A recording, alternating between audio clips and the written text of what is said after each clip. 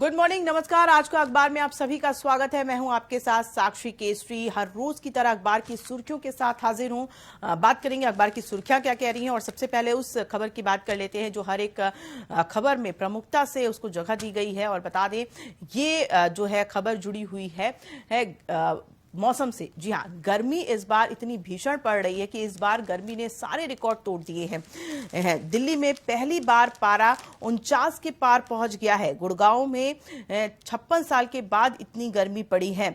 आपको बता दें कि दिल्ली एनसीआर में रविवार का दिन इस सीजन का सबसे गर्म दिन रहा है।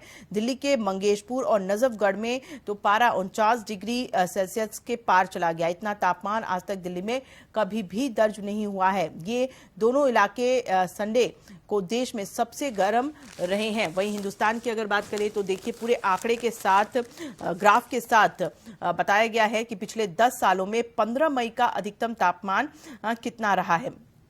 45.6 डिग्री औसत तापमान दर्ज हुआ है। दिल्ली में राजधानी में 5 सबसे जो गर्म इलाके रहे हैं उनकी बात कर ले। मुंगेशपुर, जैसा कि अभी बताया आपको, नजफगढ़, खेल परिसर, पीतमपुरा और रिज एरिया 9 साल में सबसे गर्म दिन रहा है 15 मई का। आपको ये भी बता दें कि इस बार राजधानी का जो अधिकतम तापमान है वो राजस्थान के चुरू से भी अधिक है और अभी भी मौसम को लेकर के कुछ खास जो है अनुमान नहीं लगाया गया है मौसम विभाग की तरफ से। एक तरफ दिल्ली एनसीआर में भीषण गर्मी से लोग त्राही त्राही कर रहे हैं, तो वहीं दूसरी ओर केरल और असम में बारिश ने कहर बरपा रखा है। मानसून की दस्तक से पहले ही केरल में तेज बारिश शुरू हो गई है। मौसम विभाग ने 5 जिलों में रविवार, सोमवार को मूसलाधार बारिश के मद्देनजर रेड अलर्ट जारी किया है। तो कहीं गर्मी की मार तो कहीं पर बारिश का कहर भी देखने को मिल रहा है। देश के 2 अलग अलग हिस्सों में इस वक्त अलग अलग जो है मौसम नजर आ रहा है। दिल्ली एनसीआर, उत्तर भारत की बात करें, राजस्थान की बात करें तो यहाँ पर लोग गर्मी से बेहाल हो रहे हैं।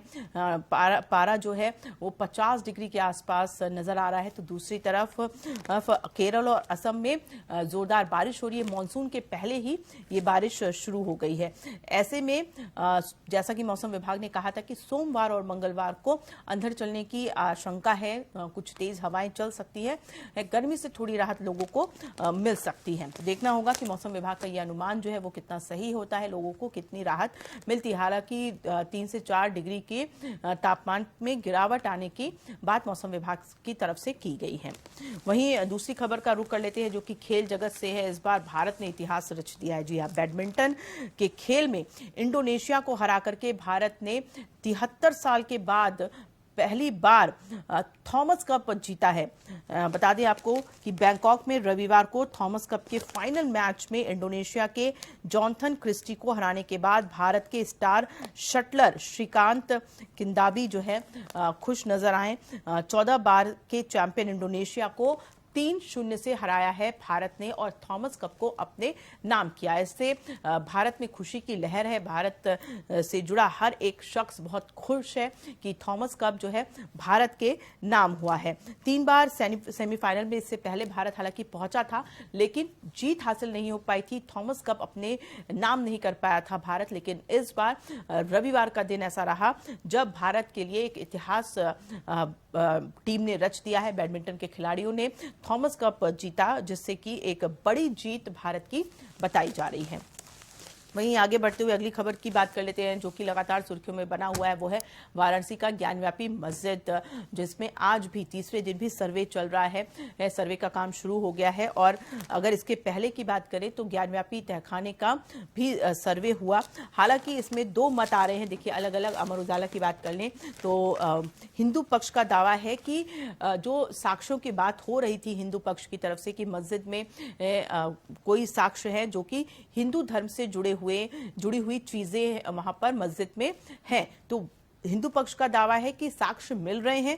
तो वही मुस्लिम पक्ष कह रहा है कि कुछ भी नहीं मिल रहा है, तहखाने में सिर्फ मिट्टी ही मिट्टी है।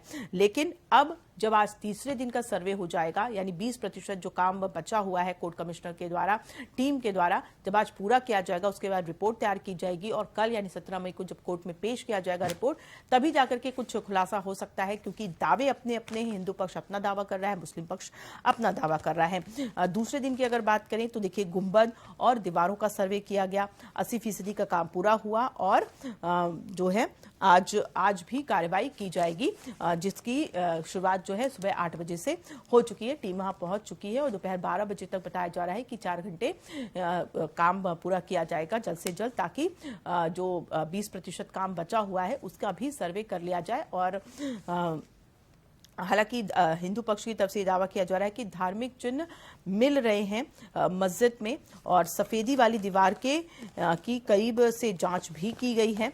ये पूरा जो है वीडियोग्राफी और फोटोग्राफी भी की गई है सर्वे के द्वारा और ये पूरी की पूरी जो जानकारी है वो दी गई है। आज जब तीसरे दिन का सर्वे पूरा होगा तो देखना होगा कि क्या कुछ साक्ष्य सामने आते हैं। वहीं दिल्ली के मुंडका अग्निकांड की बात कर लेते हैं, जिसमें अपडेट ये है कि इमारत का जो मालिक है मनीष, उसको गिरफ्तार कर लिया गया है। जैसा कि बताया जा रहा था कि आग लगने की जो वजह है वो हालांकि सामने जब आई तो ये कहा जा रहा था कि सुरक्षा के मानकों के तहत वो इमारत नहीं थी, वहां पर जो है अग्निशमन का भी कोई वहां पर तैयारी नहीं की गई थी, कुछ भी नहीं था वहां। जिस तरीके से वहां पर अचानक आग लगी और 27 लोगों के मारे जाने की खबर सामने आई इस अग्निकांड में। अब जो मालिक है मनीष, उसको गिरफ्तार किया गया है। साथ ही मजिस्ट्रेट जांच की मंजूरी भी दे दी गई है। पुलिस ने घेवरा मोड़ से मालिक मनीष को गिरफ्तार किया है और मजिस्ट्रेट जांच को मंजूरी भी दे दिया है।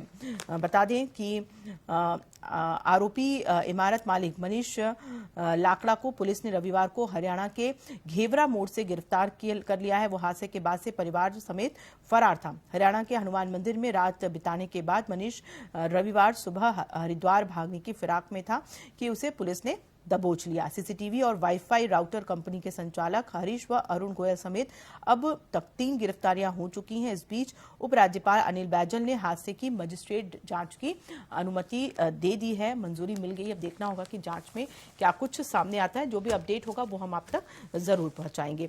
वहीं एक और खबर की बात कर लेते हैं, जो कि कांग्रेस चिंतन शिविर कांग्रेस की तरफ से की गई और इस चिंतन शिविर के बाद जो है ये निष्कर्ष निकाला गया कि अब कांग्रेस जो है जमीनी स्तर पर काम करेगी, लोगों से रूबरू होगी।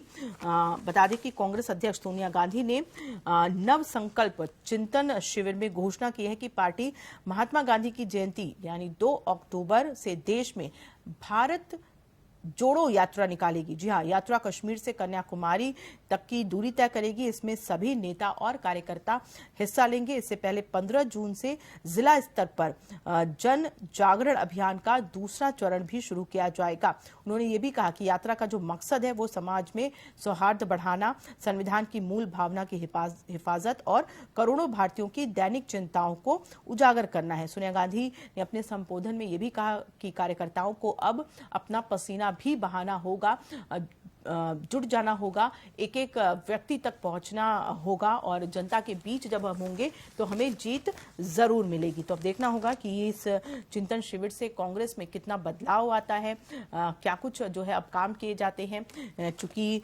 भारत जोड़ो यात्रा 2 अक्टूबर से देश में निकाली जाएगी कांग्रेस के द्वारा, तो इसका कितना असर लोगों के बीच पड़ता है और कांग्रेस की छवि जो बनी हुई है जनता के बीच, क्या उसमें बदलाव आता है या नहीं, ये आने वाला वक्त बताएगा। तो ये रही तमाम वो खबरें जिनके बारे में हमने आपको बताया। और वहीं आपको एक और खबर बता दें, भारतीय किसान यूनियन में कहीं ना कहीं बगावत के सुर उठने लगे हैं। 2 गुटों में बट गया है भारतीय किसान यूनियन BKU। आपको बता दें कि राजेश सिंह चौहान की अगुवाई में एक अलग गुट बन गया है जिसका नाम रखा गया है BKU अराजनैतिक। और राजेश सिंह ने यह भी कहा कि आरोप लगाते हुए कहा कि राकेश टिकैत और नरेश टिकैत जो है वो राजनीति से प्रेरित हो गए हैं, जबकि हमारा मकसद जो है वो अराजनैतिक है और हम किसान हैं, हम राजनीति से दूर रहते हैं। और इसी बात को कहते हुए भारतीय किसान यूनियन दो गुटों में बंट गया है। एक गुट जो है वो राकेश टिकैत और नरेश टिकैत का है, जिसे ये संबोधन दिया जा रहा है कि वो राजनीतिक गुट है, तो वहीं दूसरा गुट जो है अराजनैतिक गुट के नाम से जो है बना दिया गया है, जिसके अध्यक्ष जो है राजेश सिंह चौहान है। तो अब देखना होगा कि जो बीकेयू यानी भारतीय किसान यूनियन में जो दो गुट बटा है, अब इसका क्या भविष्य होगा, राकेश टिकैत का क्या भविष्य होगा, क्या किसानों के बीच उनकी जो पहचान रही है, जो पैठ रही है किसान नेता के रूप में, क्या वो छवि धूमिल होती है या बरकरार रहती है, ये आने वाला वक्त बताएगा। राजेश सिंह चौहान जो कि बीकेयू राजनीतिक संगठन के अध्यक्ष चुने गए हैं, इनकी छवि को लेकर के आने वाले दिनों में क्या कुछ सामने आता है, ये भी देखने वाली बात होगी। तो ये रही तमाम खबरें जिससे हमने आपको रूबरू कराया, साथ में जो भी अपडेट होगा इन खबरों से जुड़ी हुई और दूसरी खबरें जिनसे आपका सीधे सरोकार होगा वो हम दिन भर आपको बताते रहेंगे। इंडिया वॉइस आप देखते रहिए। फिलहाल आज के अखबार में इतना ही, मुझे दीजिए इजाजत, नमस्कार।